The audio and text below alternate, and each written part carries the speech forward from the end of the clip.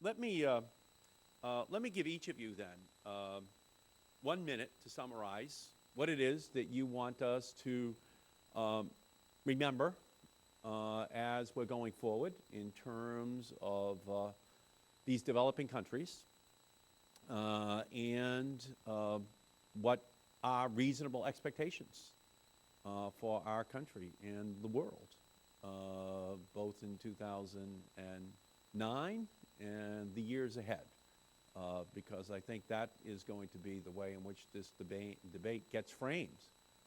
It'll be in that long-term economic context of where the burdens are and how they are going to be shared.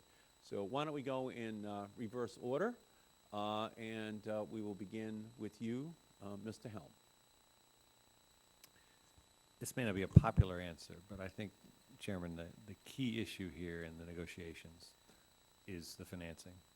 And it's a tough sell here in the Congress, but I think it's, in terms of our good faith, as I said, there are two tests for the U.S. One is, do we have a real target? Is it strong? I think we can deliver on that side.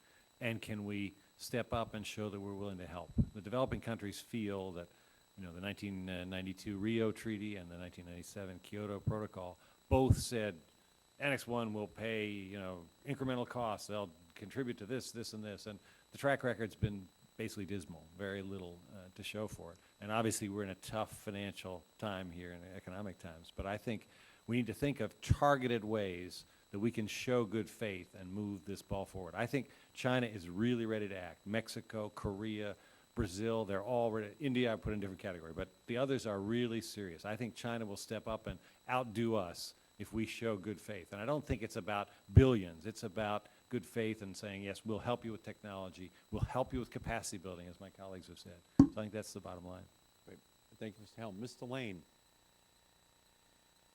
Mr. Markey, I guess I would say that the sign of commitment on the climate issue is really a willingness to impose a price on carbon emissions. And I would be inclined to use that as the standard for assessing whether developing countries and developed countries are actually serious about reducing their greenhouse gas emissions. Are there comparable prices being put on greenhouse gas emissions?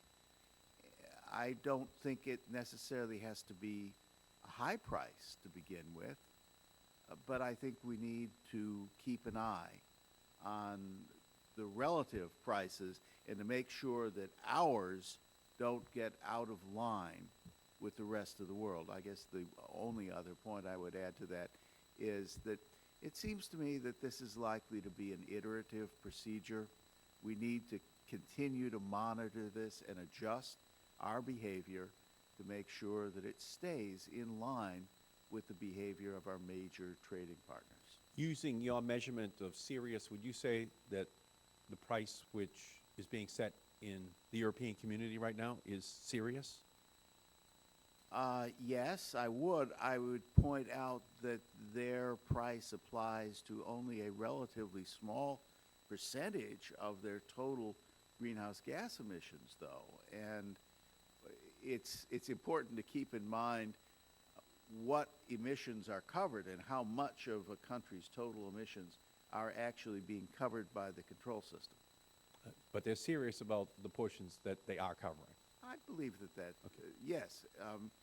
Anything that gets us started toward having a price on emissions, I think is a step in the right direction and a good point for further negotiations. Thank you, Mr. Lane. Mr. Roberts. There is no substitute here at home for putting a price on carbon. All the things we're talking about will not go to scale. The investments won't happen without putting a price on carbon. At the same time, we can't expect every other country to make the same kind of commitment that we make. And it's clearly been established that there will be differentiated commitments that reflect different countries' political contexts. My final comments would be, we need global reductions to solve the problems we have here at home. The smart money is not to spend all of our money here in the U.S., but actually to provide financing and technology to achieve low-cost solutions elsewhere in the world, because a ton in China, a ton in Mexico affects us just as much as a ton created here in the U.S. And so I do believe that smart provision of financing, not just to clean technologies, but also to adaptation through instruments like the Global Environmental Fund, are essential to address the problem. And I believe that we need to create partnerships with other countries through bilateral negotiations and through Copenhagen to make this happen. Thank you, Mr. Roberts, very much. Ms. Fenimore.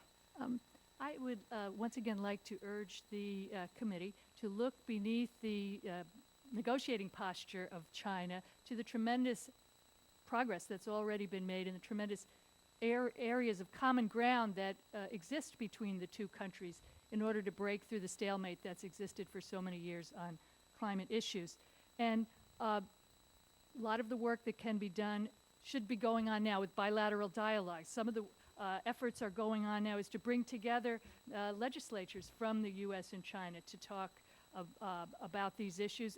Whenever we go to China, my executive director is there right now, we get questions about what is the U.S. thinking. There's not a lot of understanding about what's happening with this new administration, but a tremendous amount of interest. And I would also say that the bilateral work that needs to be done has already begun. In fact, NRDC's been working for over 13 years and bringing together experts from both the U.S. government and California and other leading states in the U.S. on these kind of technology transfer, technical assistance programs. So this can form the backbone of an expanded effort. Just last week, for example, we brought the new acting chairman of the Federal Electricity Regulatory Commission to China to speak at a major energy efficiency conference that we sponsored, and we got this Secretary of Energy to participate by video. And so I think there's, we look forward to working with you as we move forward on these issues. Thank you, Ms. Fenimore, very much, and thank you for traveling from Beijing to deliver your testimony today.